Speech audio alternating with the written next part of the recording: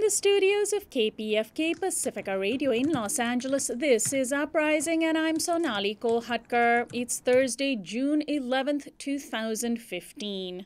Mexican voters shook up their nation's political landscape in recent elections. We'll turn to Laura Carlsen to understand what took place. And as Congress decides whether to give Obama fast-track authority on the TPP, a new section of the secret agreement has come to light. Dr. Margaret Flowers will tell us more. Plus, the cop at the center of the McKinney Texas pool incident has resigned. Professor Michele Goodwin will explain why the videotaped violence underscores the importance of the Black Lives Matter movement. That's coming up after the news. Joining us now to analyze today's headlines is Chenjerai Kumanyika, Assistant Professor of Communication Studies at Clemson University. Hi, Chenjerai. Hi, how you doing? Doing well, thanks for joining us. The White House has announced that President Obama will send up to 450 additional troops to Iraq to help in the war on the Islamic State. Likely responding to new gains made by ISIS in the past month, the increase in U.S. troop presence is an indication of how worried the president is about the specter of a regional takeover. White House spokesperson Josh Earnest stressed that the troops, quote, will not serve in a combat role. Rather, they will train and advise Iraqi troops. The U.S. will now have 3,550 troops in a country it was supposed to have officially withdrawn from. According to The Guardian, the extra troops are heading for Anbar province to block ISIS advances from Ramadi to Baghdad and to try to resurrect a U.S. strategy employed from 2006 of arming and training an alliance of Sunni tribes to fight al-Qaeda, which was dubbed the Anbar Awakening. Well, Chenjerai, what is your opinion of this move? Can just throwing additional troops at this conflict really make a difference? Well, I think the eventual goal of trying to arm and train Sunni local forces is a good goal, but it's unlikely that sending in trainers is really going to achieve this fast enough. Juan Cole has pointed out that the U.S. already has 3,000 troops in Iraq, and in the past year they've only been able to train 9,000 Iraqi troops. So increasing that number a little bit isn't going to do much. Political reform is also key here. You know, we have to ask, why have so many Sunni Iraqis kind of slowed down on their fight of ISIS, their fighting of ISIS? And the reason why is because many of them feel that ISIS may offer them some protection from a Shia-dominated government and from Shia militias.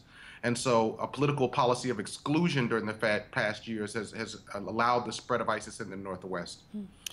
Pope Francis has finally taken action on a matter that many were waiting for him to do. The feisty Vatican leader has approved of a tribunal to investigate why Catholic bishops either covered up sexual abuse cases against children by priests or failed to take action against them. In a long-anticipated move, the Pope has taken steps towards holding bishops, who are considered princes of the Church, accountable. The New York Times reports that, quote, the Vatican defrocked about 850 priests for sexual abuse and penalized about 2,500 more, but there was no similar judicial mechanism for bishops. Several bishops in the U.S. could face scrutiny, including Archbishop John C. Meanstead of Minneapolis and St. Paul and Bishop Robert W. Finn of the Diocese of Kansas City-St. Joseph in Missouri. Details of the tribunal are yet to be revealed. Well, Chenjerai, it's not often that the leaders who enable crimes from high up are held accountable. Do you think that this tribunal will lead to real justice for the victims of child sexual abuse by the Church? I mean, this is certainly the most progressive step that the Vatican has taken, and it's extremely important, one that both victims and a variety of advocates have been fighting for decades, and it has widespread support. It offers a structure and a process for standardizing the judgment, which is important. But there is some skepticism about how effective it'll be. The real test will be if they can effectively hold senior clergy accountable. People like Barbara Blaine have pointed out worries that we're still relying on church officials to sort of judge other church officials, and that's not the best. We still need to see the church supporting secular laws. And then finally, for me, there's also the question of how much load this court can actually take. I mean, last year there were 37 allegations of sexual abuse made to the church, I believe, in the United States, and over, hundreds of historical allegations. So I hope they have some resources to deal with what's coming. And finally, U.S. politicians are scrambling to make themselves relevant to women voters in the excruciatingly long lead-up to next year's presidential elections. The GOP in particular, of course, has been labeled as waging a war on women and has to contend with the large female base that the presumptive Democratic nominee Hillary Clinton is likely to attract. Consequently, it's pushing for greater access to over-the-counter birth control pills.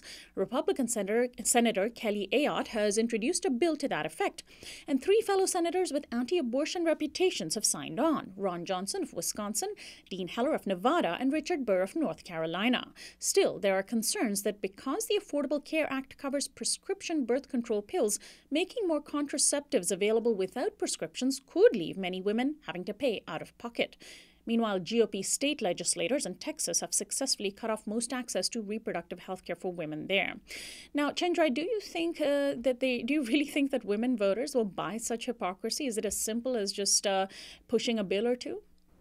I don't think so. Republicans have an ideology which really only values women when women are understood within a very narrow kind of ideological frame. This bill, as you pointed out, offers women access, or claims to offer women access, but at the same time hurts their ability to afford these drugs by trying to amend certain provisions in the Affordable Care Act.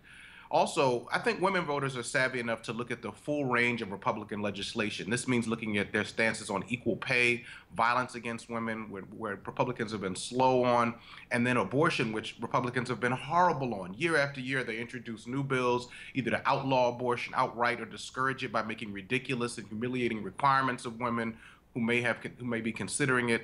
So I think when you look at that full range, this is not going to be enough to pull in enough women voters.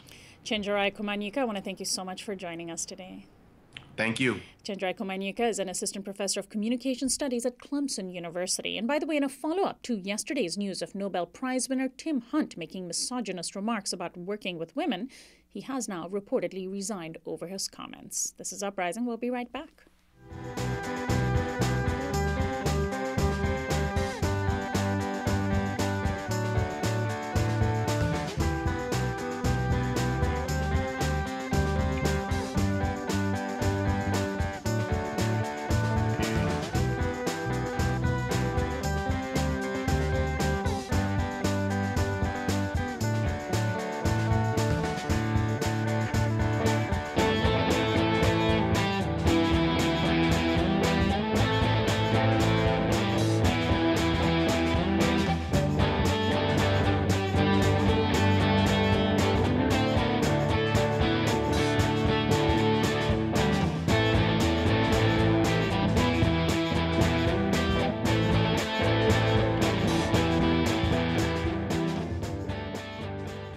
Welcome back to Uprising. I'm Sonali. In Mexico's first election since the controversy of 43 missing students in Guerrero State, there were major upsets for the ruling Institutional Revolutionary Party, or PRI. While PRI candidates over the weekend retained their plurality in Congress, they did it only just barely. President Enrique Peña Nieto's party now has about 200 out of 500 congressional seats and has coalesced with smaller parties to retain a slim majority. The most prominent rejection of party politics was the election of independent candidate Jaime Rodriguez, a.k.a. El Bronco, as governor of the northern border state of Nuevo León. Rodriguez ousted a PRI candidate from that position and said of his election, quote, "I think in the whole country this will help the political parties to renew and transform themselves so that they can be better." It was the first time in Mexico's history that independent candidates were allowed to run and win. My guest is Laura Carlsen, director of the Mexico City-based Americas program of the Center for International Policy and a columnist for Foreign Policy in Focus, host of a program on Telesur English. Welcome to Uprising, Laura. Thank you. Now, was the political instability from last year's controversy over the violence in Guerrero and the missing 43 students, do you think that was largely responsible for the way these elections played out? Well, I think it was a major factor because we saw incidents of violence and repression in various parts of the country. The boycott itself didn't end up being numerically significant in a lot of ways. There was about 48% turnout, which is for us and for most places pretty normal for midterm elections, which traditionally, of course, since they don't involve the presidency, attract less attention. But what we saw is a system that is in crisis in many ways. Although the president came out and said these elections were held, they were relatively peaceful, which was somewhat of an exaggeration because we have one young man who was killed in Guerrero by federal police, which is a fairly, very serious incident. And there have been many injuries, especially in conflicts and clashes with the teachers union. but essentially congratulating himself and his government for carrying out these elections, and then also referring to the fact that the PRI maintained their control as a sign that he will push forward on the structural reforms. But then you had this other side that was completely different, of demonstrations all over the country, not only against the political parties and the elections themselves, but also against those political reforms, those structural reforms, such as the privatization of oil, and especially the privatization and reforms, so-called reforms in education, that have a major labor impact on the teachers. And that voice was heard very clearly in the elections and also at the polls, with a certain degree of punishment for the PRI, and not only the PRI, but a certain punishment for all the major parties. So what about the fact that this independent candidate was elected? If you look at the news on Mexico's elections, that's the biggest news that the mainstream media is focusing on, that this one northern border state, Borders, Texas, managed to elect for the first time an independent candidate who was running with neither party. How significant is that in and of itself? And then who is this man who goes by El Bronco? What does he represent? Well, it's good that you divided that into two questions, because I think that's the way to see it. In itself, it's significant because we've only had this law that permits independent candidates for a very short time, and they put up tremendous hurdles. Very few are registered nationwide, and they have less access to resources. You know, it's a very difficult thing to do, and yet he did it, and he did it by a fairly large margin. And so that's significant in itself. And many people, myself included, are interpreting it as a blow to the parties, a voice of discontent against the traditional parties, including the center-left party of the Democratic Revolution. So you have the three, you know, the PRI and the Conservative PAN and the PRD, and they all sort of lost in this elections. It's a major historic event for Mexican politics because he managed to do this, and it'll be interesting to see what it means to govern without those party machines, which have traditionally played such a big role. Now, as far as who he is and how far he'll go in terms of governing in a different way, there's a lot of different opinions on that, and there are a lot of different factors on that. He's certainly a flamboyant character. He's proven his independence, not just from parties, but in terms of policy independence as mayor of Garcia, where he initiated self-defense groups and took on a real direct approach to security that was highly risky on a personal level, very dangerous, and has had, according to some of the studies, significant results. But he also got to office with the support of some major segments of the PRI party itself, the official ruling party that was disgruntled by the candidate selection that happened internally there, and a fairly large segment of the business community. So he had support from what we call the establishment in order to make it where he's making it. He's not an individual who's totally outside the establishment. And it remains to be seen whether that will create limitations on how much he wants to do, and it also remains to be seen how much he does want to govern in a different way. The one thing he said very clearly, and it's absolutely vital at this point in Mexican history, in Nuevo León, the state that he'll govern especially, is that he's going to go after corruption, and he's going to put corrupt politicians and others in jail. And if that were really to happen, that would be major. Wow. And so could his election spark other candidates in future elections to do this? And could this be the beginning of the end of the stranglehold that the PRI and the PAN have had, the National Action Party, the conservative opposition, has had on Mexican elections? Or is that being too optimistic? It's probably being too optimistic at this point, but it certainly opens a door. And I think it will be a good example for other people to follow and to encourage independent candidacies. And as I say, that does have the advantage that they're not locked into those political machines.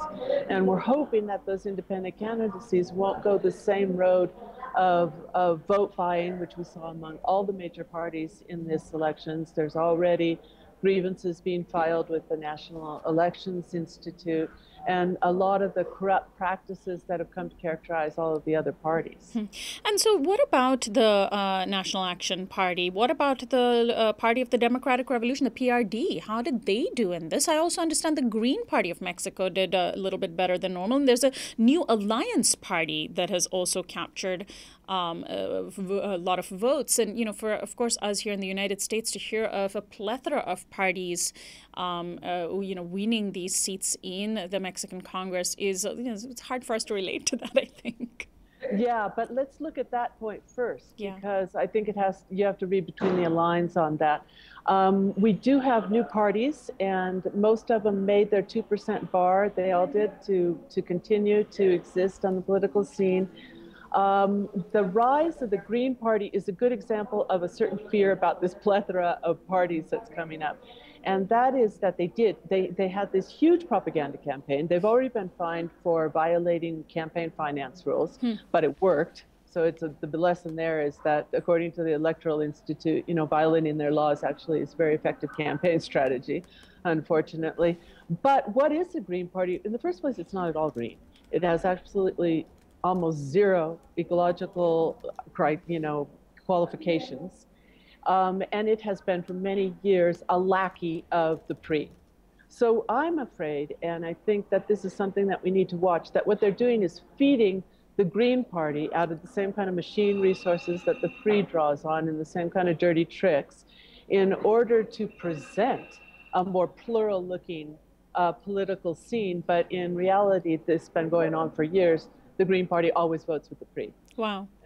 So I think we have to watch that. And some of the smaller parties, what happens with them will really depend. But they tend to oftentimes, especially Alliance, traditionally allies with the PRI as well, 100% almost.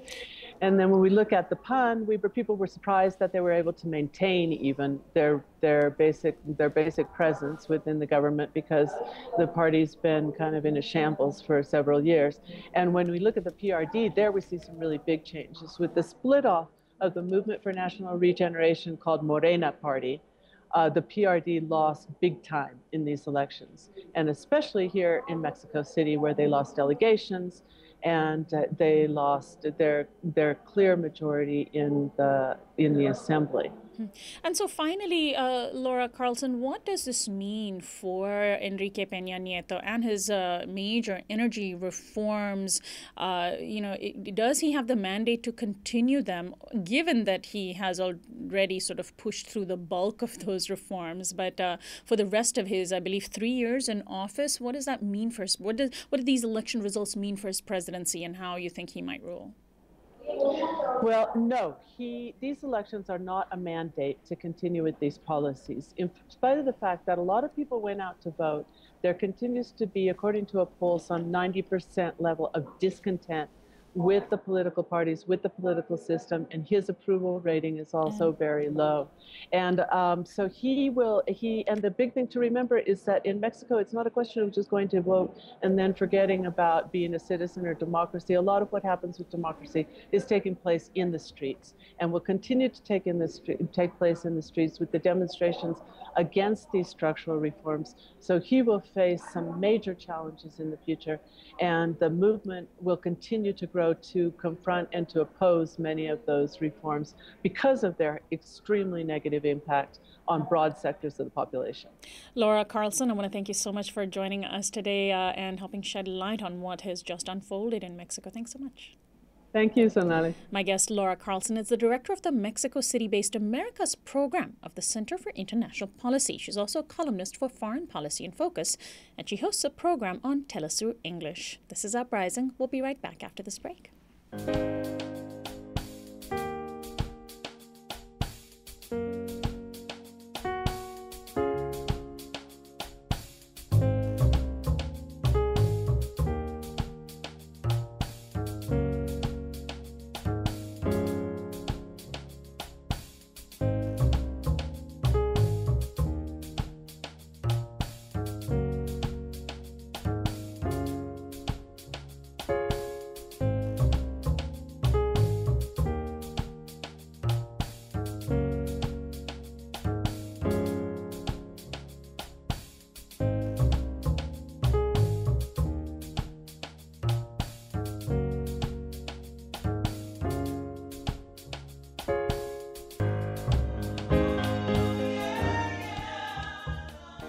Welcome back to Uprising. I'm Sonali Kohatkar. WikiLeaks has just gotten its hands on yet another secret section of the controversial trade agreement, the Trans-Pacific Partnership, or TPP, this time focusing on pharmaceutical products and medical devices.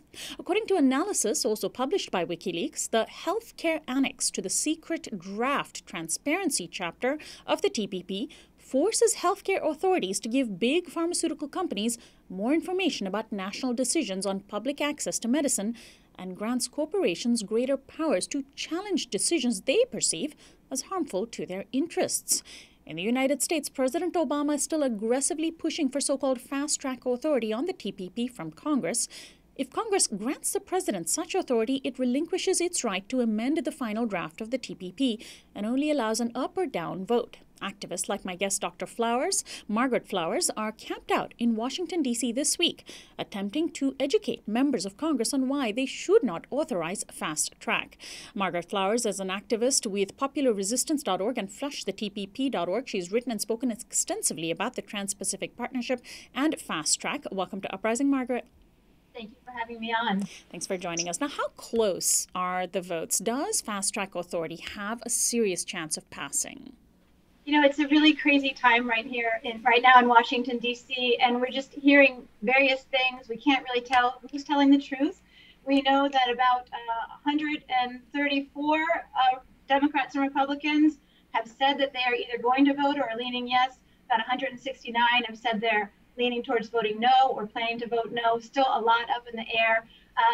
So it's really hard to tell. I think that it's really imperative right now that people continue to put pressure on members of Congress, because we know they'll do everything that they can, the leadership and the White House, to push for just enough votes to squeak by.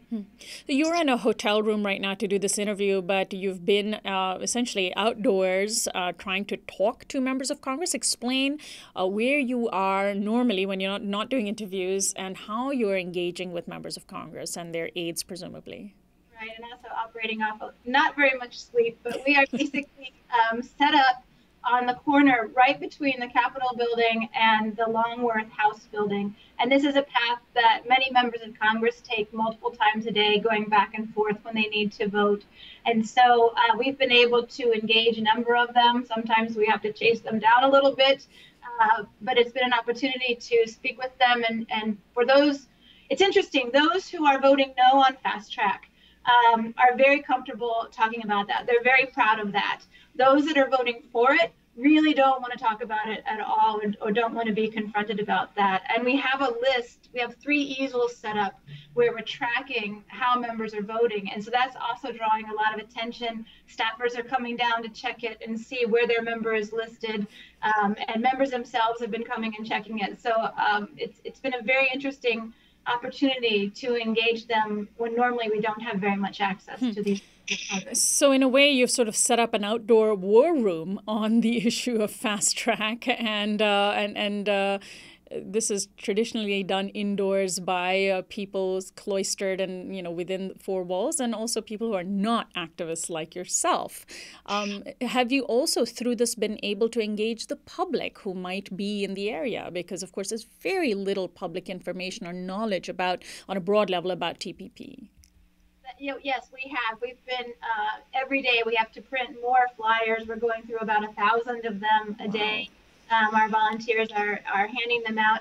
There are a lot of tourist families that are coming through, people that don't know about this, and so they want to look up their representatives. Some of them have written notes on a whiteboard that we have, and we've taken their picture with that to send to their member. Some have gone directly into the House to talk to their member after speaking with us. Some advocates that are up on the Hill lobbying around their particular issue also were not aware of what's going on, and were able to learn about how this will impact in a harmful way the issues that they're working on. Because if fast track goes through, it's virtually, in the past, we have not been able to stop these treaties from passing when they have fast track. And the 3 treaties that are being negotiated right now will impact every issue that we care about and set back our work for decades. And actually clarify that, because the TPP is the main one. What are the other 2? So the Trans-Pacific Partnership, or TPP, is the one that's the farthest along in its negotiations. We're understanding that it's maybe 95% negotiated, and that's why they're pushing so hard for fast track. because they want to sign that into law quickly. But the other two, which have been negotiated for the past 2 or so years, are the Transatlantic Trade and Investment Partnership, or TTIP, which includes a lot of the European Union countries, and then TISA, which is the Trade and Services Agreement, which is talking about financial services, which is very broadly defined to include things like our postal service and our healthcare, and will really further deregulate the financial industry and privatize many of these services that are now currently public services. And so taken together, and because these agreements also have what are called docking provisions in them, which allow countries after they've been negotiated to join them. This has never been the case before.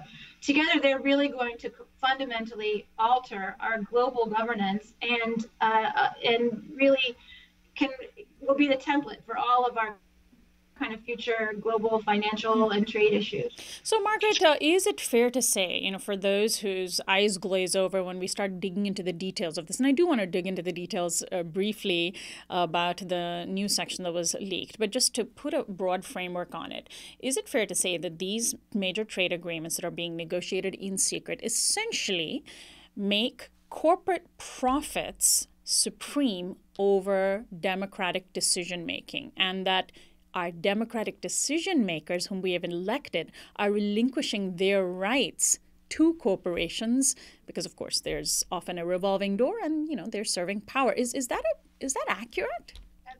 Completely accurate. There are provisions called the investor-state dispute settlement, and some of your listeners may be familiar with the trade tribunals, which corporations can sue governments if our laws interfere with their profits. And under the Trans-Pacific Partnership and TTIP, they expand these powers so that they can sue for loss of expected profits, which means we'll see much higher settlements being forced upon us.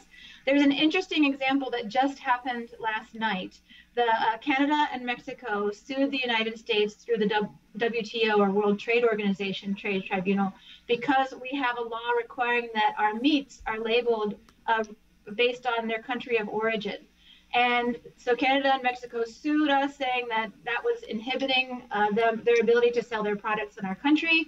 The WTO Trade Tribunal ruled in their favor. We appealed it. We lost that appeal. And so last night, Congress voted to repeal that law in order to be compliant with the WTO. Wow. So basically, that's what's going to happen in a much bigger way, because now we're expanding it to even more countries. And so we can write a law, but if a corporation feels like that interferes with their profit, they can sue. These trade tribunals are outside of our judicial system. They're decided in an arbitration court by corporate lawyers in many instances that are on leave, and we don't have the ability to challenge those decisions. And that has even down to the local level, not just the federal. And Congress is essentially, would be voting. Those members who are going to vote yes on fast-track authority are going to enable President Obama to make decisions on an agreement that most of them have not yet read, right? And if the TPP passes, we're not allowed, the world is not allowed to know the contents of it for 4 years? Right. What is that? I have no words for that. Yeah, it's a very bizarre situation, and really we've never encountered this before with more than 100 trade agreements that have been negotiated before. And so we know that only about 43 members of Congress have applied to the U.S. Trade Representative to read portions of the text of these agreements. They have to go to a special room once they're given permission. Sometimes it takes months to get permission. More recently, they've loosened that a little bit. They can't take notes, they can't take pictures, they can't talk about what they've read. And in many cases, they're not seeing the actual text of the agreement. They're seeing summaries that are very vague. Congressman Walter Jones from North Carolina came down. He said what he saw was so vague that he really can't tell what kind of impact it's going to have. So the only reason that they're pushing for fast track is because they know that what is in here is a huge corporate power grab. And if the people knew what was in it, there would be many more of us out there on Capitol Hill fighting it. Right. So that secrecy should really be seen as a measure of the devastation they're planning to wreak on us. Otherwise, why would they keep it secret? There's no other reason to keep it secret. And here's another thing, that the Democrats and Labor, well, actually Labor's opposed to it now because it's not very sorry, I'm so tired. It's not good enough for them, but basically it's called Trade Assistance Authority. And this is a companion bill that basically is putting billions of dollars into helping those who are going to lose their jobs because of these agreements. And so if on the one hand, members of Congress are saying, well, we need these to create jobs. At the same time, they're saying that we have to spend billions of dollars for people that are going to lose their jobs. It can't be both. We know what these agreements do. We have 20 years of NAFTA. We've seen how this has devastated communities, offshore jobs, driven a race to the bottom in wages and worker protections. And so it does seem like a very kind of crazy situation right now. If you do a news search for the word TPP, there's almost nothing beyond internet media outlets and, of course, progressive shows such as this one, such as Democracy Now!, the New York Observer, and maybe USA Today have articles. The USA Today article simply talks about how John Kerry and Ashton Carter want this trade deal to come through. And by the way, speaking of the media, there's breaking news this morning that Rupert Murdoch is preparing to step down as CEO of Fox, and he's going to let his son James Murdoch take over. So media coverage or lack thereof of this particular issue has been stunning. WikiLeaks has done a heroic job of attempting to put information out there. And Margaret, they also have a $100,000 bounty that they're offering for access to the full text of the TPP. What do you make of that? Again, that points to the ridiculousness of this, that we have to look towards WikiLeaks to get information about what our government is negotiating in our name. And these agreements are going to change our laws, even in our communities. We've tried for years to break through the media blackout. It wasn't really until earlier this year that Congresswoman Rosa DeLauro from Connecticut started holding press conferences and bringing in major media that they started to report on it. But even despite that media blackout, through the internet and social media, we've been able to educate a lot of people in this country, and 52% of people in the country do know about the Trans-Pacific Partnership and Fast Track. So it just shows how the independent and citizens media has real power to get around these commercial media blackouts. Have you, in between your attempts to talk to members of Congress, have you had a chance to see the new leaked draft section of the TPP Health Annex? WikiLeaks says that if it's implemented, it would, quote, tie the hands of the U.S. Congress in its ability to pursue reforms of the Medicare program. I mean, it's crazy to imagine that corporate interests could trump democratic decision-making on a program funded by taxpayers for taxpayers. Right. I did look at it. It's a very short section just dealing with pharmaceuticals and medical devices. And it is unique in that previous chapters did not mention the Center for Medicare and Medicaid Services specifically. This one does. It's going to force, in some situations, it may force Medicare to cover expensive drugs and medical devices that have not been proven to be better than what we already have. It's going to raise up the price of these medical devices and medications. And then we know from other chapters that have been leaked that there are other direct impacts that the Trans-Pacific Partnership will have on our health system that are detrimental to us. So, Margaret, finally, what sort of horse trading, as far as you know, is going on behind the scenes? Are arms being twisted? Are political favors flying around? Is there a House of Cards scenario playing out in the halls of Congress, as far as you know? It sounds like it's pretty crazy inside there. We do see, advocates that are in there lobbying who come out and just come over to our site and they're like, oh, it's crazy. We hear from staffers that there are a lot of phone calls going on. President Obama has been calling personally multiple times members of Congress, trying to promise anything to get them to change their vote. We've even run into White House staffers who passed by who are up on the Hill meeting directly. We know that just today, the Trade Ambassador Michael Froman and other members of the White House administration were meeting with Nancy Pelosi, trying to get her more on board and, drumming up votes for this. So what we've seen in the past is that they hold these votes open after the time that it's legally allowed to do so, and they make back, deals right there on the House floor until they get just enough votes to pass it. And that's why we must continue to put pressure on them, even up until tomorrow to the vote time. People need to be calling, so the last voice they hear is from their constituents. And if our members vote for it, we need to let them know that that's not okay and have consequences for it, as happened after NAFTA. And speaking of NAFTA, I mean, Clinton, who signed NAFTA into law, I don't know if he's directly apologized for NAFTA, but for example, he apologized to Haiti for approving trade policies that decimated Haiti's own agricultural industry, and literally his words were that we made a devil's bargain. Doesn't Obama fear that his legacy is going to include the worst sort of corporate giveaway that we might be seeing in global history? Yeah, we can only, guess at what Obama's motivations are in this.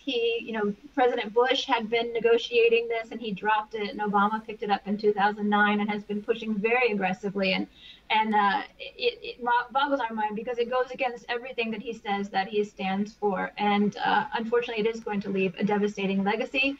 But it may be, great retirement for him in terms of funding his foundation and his speaking engagements and his 3 presidential centers, so perhaps that has something to do with it.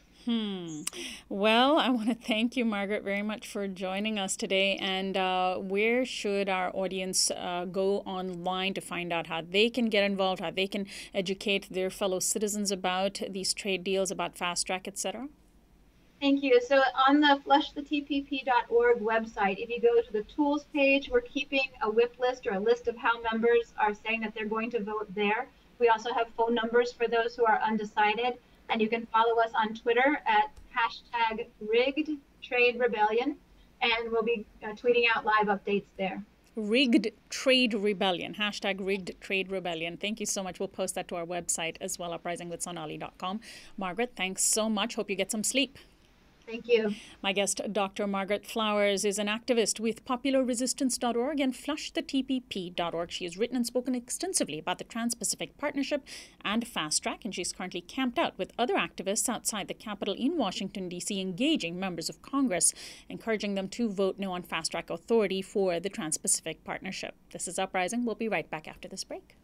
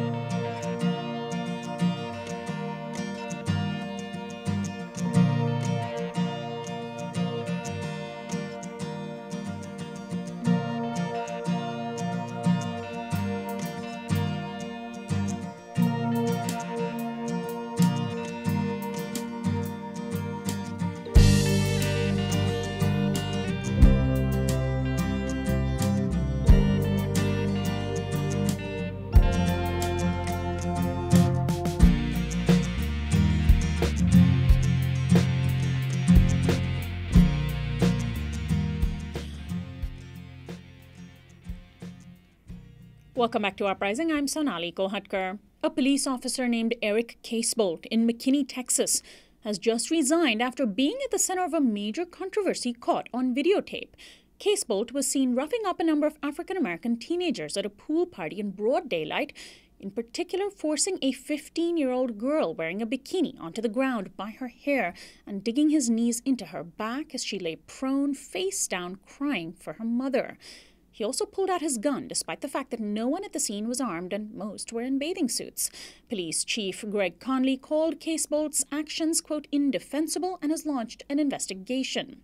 The scene unfolded when an apparently unauthorized party of African-American teens was organized at an admission-restricted pool for a master-planned community called Craig Ranch.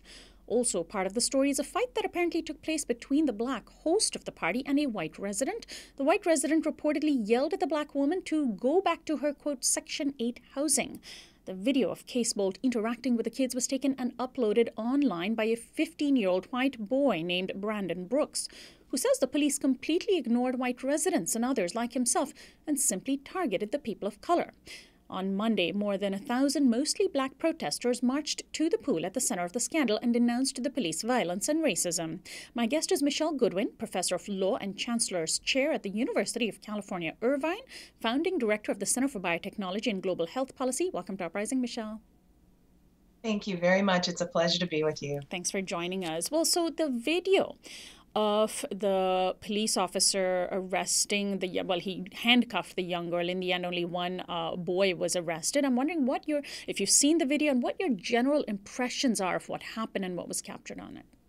I have seen the video. The video is chilling. It's shocking. It's shocking that such things occur in 2015, but it's part of what we've been seeing week after week, captured by video: an assault, brutality, forced on unarmed people of color, African American, in this case, a 14-year-old girl in a bikini who clearly has no weapon on her. And in fact, she's not one of the kids that's confused and fleeing. She may be confused, but she's not running. She's not trying to avoid the police. She just sits, and he yanks her up and he yanks her hair and he slams her face down and then puts his girth on her as he slams her to the ground, putting his knees on her.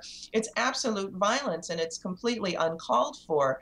And you know what many people haven't noticed in the video is that there are white adults who are just roaming around. There's a white man who stands above while all of this stuff happens, and at no point does he seek to intervene. And it raises a very interesting question for all of us about where is our humanity? At what point, when we see something that's so horrific, do we intervene? And it seems that the only thing that this other resident is missing is perhaps his popcorn or some chips, because he does not intervene. He doesn't, seem in shock at all. It seems that this is just a completely normal thing to do. And we have to move away from the normalcy, or thinking that, or the cognitive biases that would allow us to say that this is okay to do to a small 14-year-old black girl, when I seriously doubt that there would be the same police response to a white resident, right, or to a white swimmer who's 14 and in a bikini. I think that there would be the kind of outrage that's not just, 1,000 people of color marching, but I think that would get whites out marching too and saying, that is so abusive. How dare anybody do that? And actually, going back to what you were saying about the white residents, I think you're referring to, there's a tall, heavy-set man wearing like a beige polo shirt and denim blue shorts. And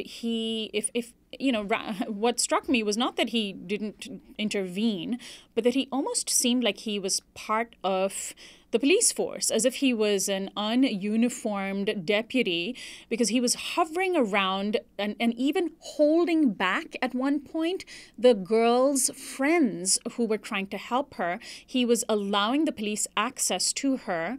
And, there was this unspoken sense that he and the cop were part of the club that the kids are not included in. And for those of our viewers and listeners who haven't seen the video, do watch it. It's available widely online. It's difficult, of course, to watch a little child being brutalized in that way, but I think it's important to see this unspoken connection between the cop and the white resident, because that lays bare the fact that time and again we have white Americans calling police to deal with altercations that do not require police intervention when there are African Americans involved, and the police simply doing the bidding, right? Well, it's part of something that's really important for us to talk about, and that's how these cognitive biases and these historically rooted stereotypes and stigmas continue. I want to share with you a case from 1971. It's Palmer v. Thompson. It's a very interesting case because it helps to put into context our narrative around swimming pools in the United States. It's a 1971 case, so 17 years after Brown v. Board of Education, and by this time we've desegregated in housing, in education. The Voting Rights Act has been passed, and so forth. So some real civil rights victories. But notice in 1971, the U.S. Supreme Court says that it's permissible for Jackson, Mississippi to close down its swimming pools rather than to integrate them.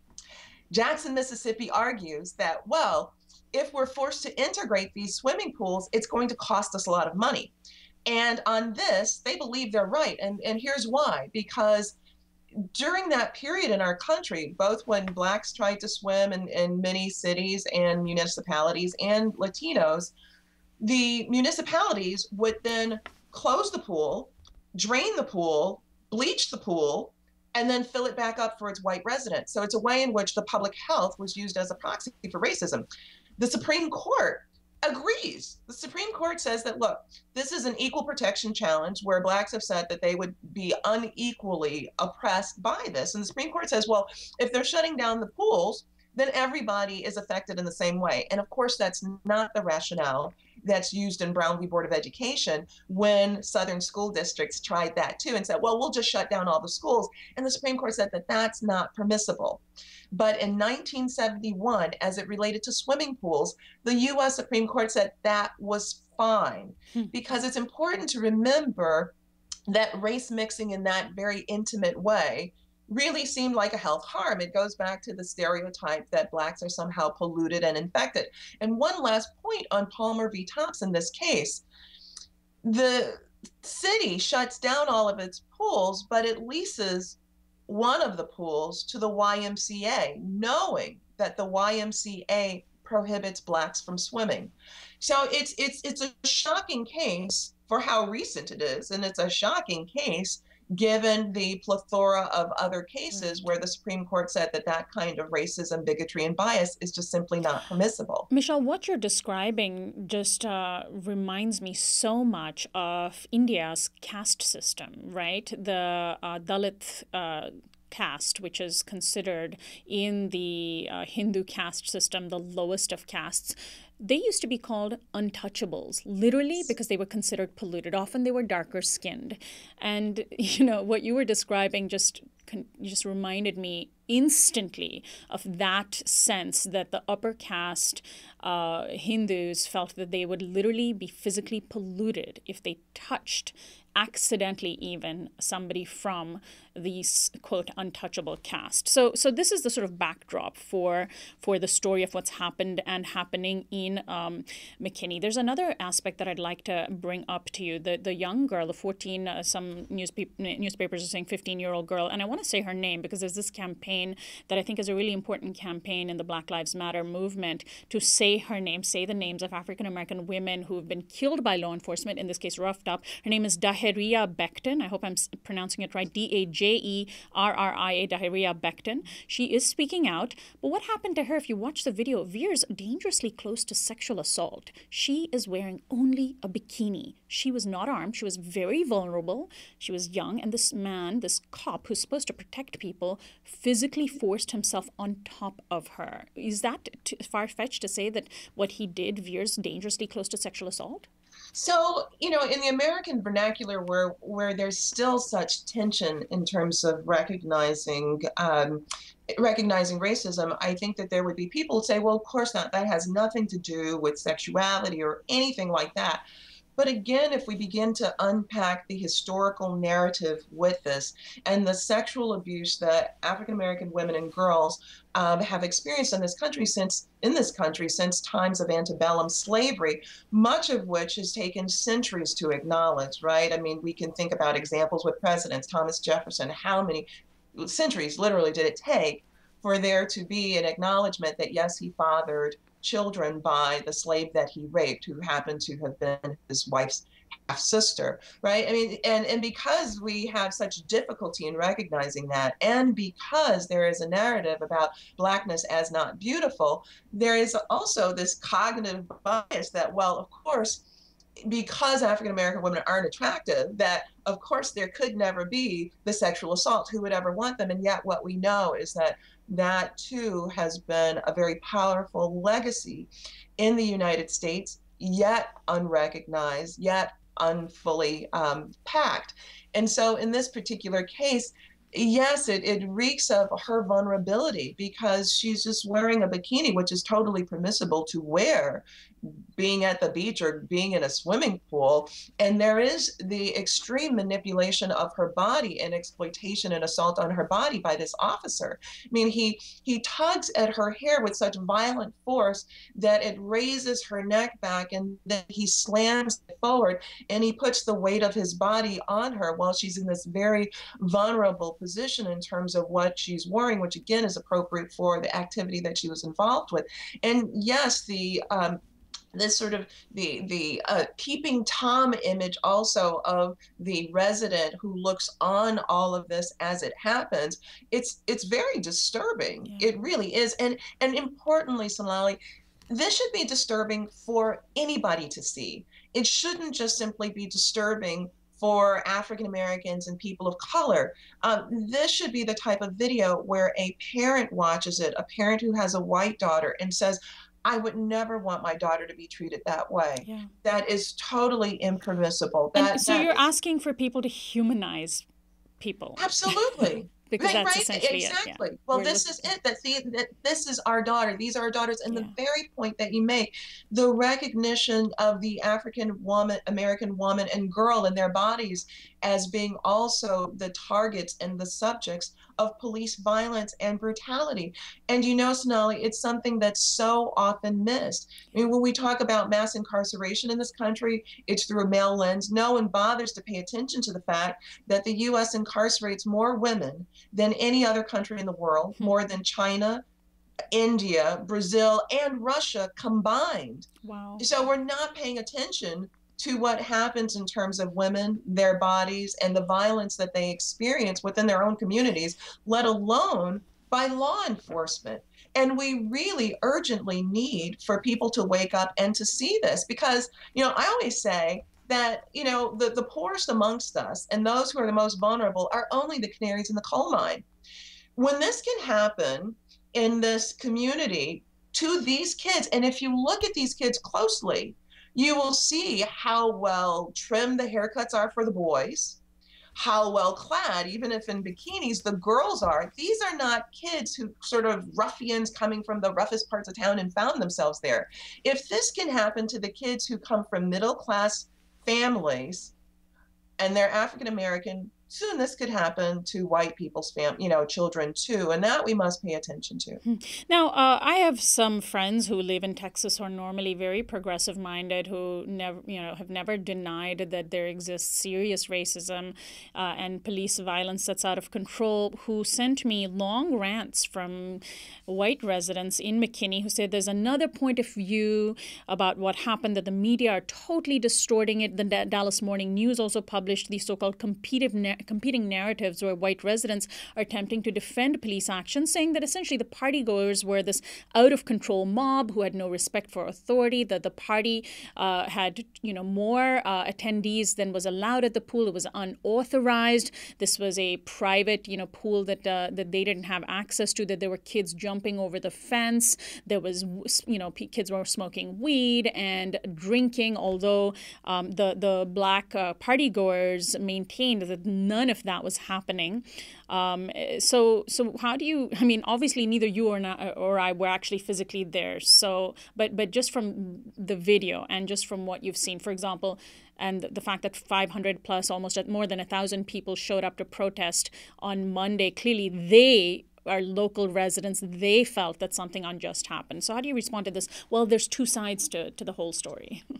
Well, this is it's an important question, and it's something really important for us to respond to. It's important that that community responds to, and in a way, it's really good that they're honest, right? They're speaking honestly, and if they didn't, then it makes it very difficult to address these issues. Well, first, in the New York Times, there were two women who seemed to be residents of that community who said that they invited the party, that they lived there, and this was a party that they invited. Then there's another narrative that said, sort of went viral, this invitation, and so many more people arrived than what may have been anticipated. Look, I completely understand that, gated and other communities, they have their rules. It is important to follow those rules, and there are appropriate mechanisms for addressing residents who paint their homes the wrong color.